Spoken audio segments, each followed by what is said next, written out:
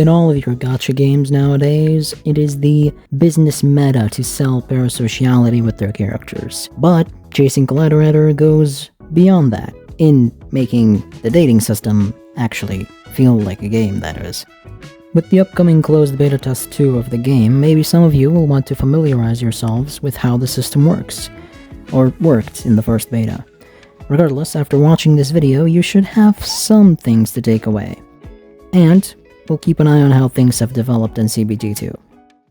Starting from the very basics, you pick your waifu, select the location of your date, and set off. You will get one of a few starting events, followed by 5 normal random events, and finished off by an ending event.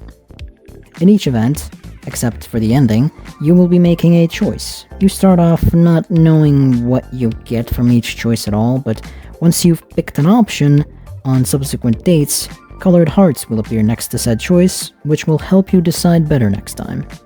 Kind of. You still need to remember the amount of each type you get, and in the first beta, they weren't always properly marked when they gave multiple different colors.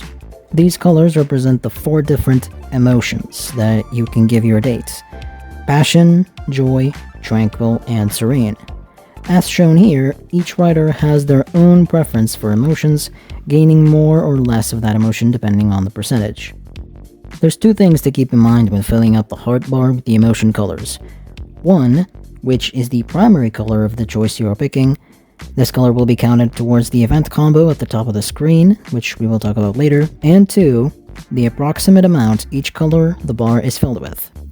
Because once the heart bar is full, this leads us to the next and arguably most important date mechanic: love-struck moments. As mentioned before, these happen when you completely fill up the heart bar and give you the majority of your dating points. Depending on your choices, you could trigger as little as 1 throughout the whole date, and as many as 4 when making good choices. With different color combinations within the heart, you get different love-struck moments, which are entirely different scenes. There's a decently large collection of them for each character, and when you don't have a perfect match, you get whatever you are closest to instead.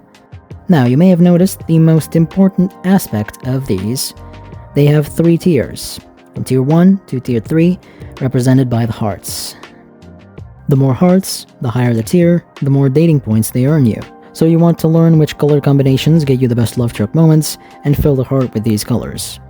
You can see a full list of them outside of the dates, so make sure to take notes. This adds some depth to the choices, past simply picking the option that gives you the most dating points. Now back to the second thing from before, combos. These appear at the top of the screen as the representation of each of the date events. The primary emotion or color of your choice during an event will fill the slot up here, and from there, it will be counting towards the combos you can make. Each character has a different set of combos with a different amount of percentage bonus from them. Yet another thing you need to remember. One thing to know is that the specific colors in these combos and the exact order they are in don't actually matter. For example, this, and this are all the same combo. Now the cool thing about this is that you can combo the combos. Combos of different types can overlap with each other and allow you to stack more of a bonus when done correctly. So during the date, you need to balance dealing with these 2 things in order to achieve the highest possible score. However, if you've been watching closely, maybe you noticed something over here in the top right. Once you make a choice, there is this little multiplier here that pops up. Yes, it's another multiplier. This is called the mood bonus. Now, how do we get mood, you ask? Well, for that, we need to rewind all the way back to before the date even began. Before the date, there's another 2 things you need to take into account: the aforementioned mood and the link level. As we saw before, the mood multiplier is an important value for dates. Therefore, it is important to keep the mood up. The mood does go down over time, but it's negligible as long as you log in every day. Speaking of that, once per day, you can tap every single girl once to get a small mood boost. Yes, every single one. Maybe they changed this on release, but that's how it was in CBT1. But the main way is to give gifts, specifically mood gifts, to greatly improve a character's mood. You also get another bonus from this. One of your girls with high mood will give you a gift every day. But the gifts you give your girls also have some particularities. First, there are the mood gifts and the link level gifts. Each character has their own special preferred gift, which is more effective at increasing their link level. So finally, what is the link level? The link level is basically your bond level, relationship level. If you've played other games, it's basically that. Getting a higher link level unlocks you their link story.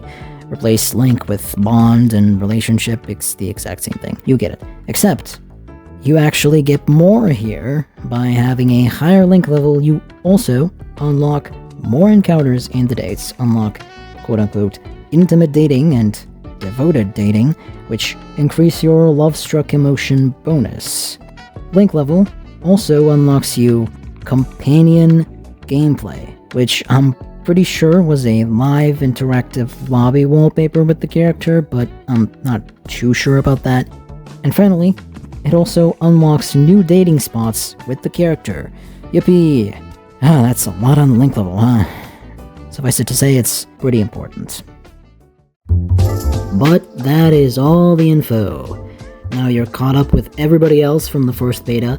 Somewhat. You'll still need to learn every character's dates, obviously, and I'll hopefully be making another video on the changes between CBT1 and CBT2, so if you're interested in seeing that, make sure to subscribe. Leave a like if this was helpful. Wow, that's honestly the first time I've actually said that seriously. Ask in the comments if there's something you're confused about. I'll answer every single one. Literally. No matter what. It will be answered. It will be done.